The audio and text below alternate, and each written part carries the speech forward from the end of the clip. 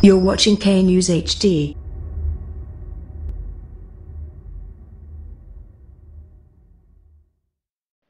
अस्सलामुअलैकुम, आप देख रहे हैं के न्यूज चैनल। खबर शामिल करते हैं साहिवाल से। हमारे नुमाइंदे फुरकान सईद की रिपोर्ट के मुताबिक सिविल सोसाइटी की तरफ से यकजहती कश्मीर रैली निकाली गई, जिसकी क़यादत शेख एजाज अहमद रजा ने की, जिसमें शरीक हाफिज खालिद महमूद डोगर, जफर इकबाल जमाली, सरदार निदान सिंह, नौजवानों की शिरकत के साथ साथ समाजी, सियासी और मजहबी और शहरियों की कसीर तादाद ने शिरकत की। रैली मजदूर पुली से दीपालपुर बाजार से होती हुई सदर बाजार चौक पर आकर इख्तिताम पजीर हुई।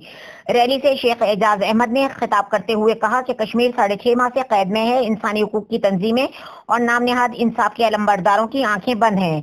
कश्मीर में जुल्म सितम, आग और खून का खेल खेला जा रहा है। माएं, बहनें, बेटियां, बच्चे बिलखते भूखे प्यासे दम तोड़ रहे हैं। आलम इस्लाम के हुक्मरानों का रवैया मुनाफिकाना है। हाफिज खालिद महमूद डोगर ने खिताब करते हुए कहा कि कश्मीर जहाज से हासिल होगा।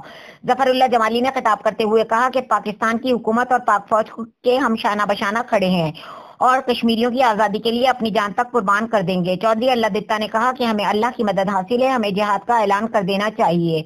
यूथ के मेंबरान निशात अली ने भी खिताब किया और आखिर में रैली पुरअमन इख्तिताम पजीर हुई।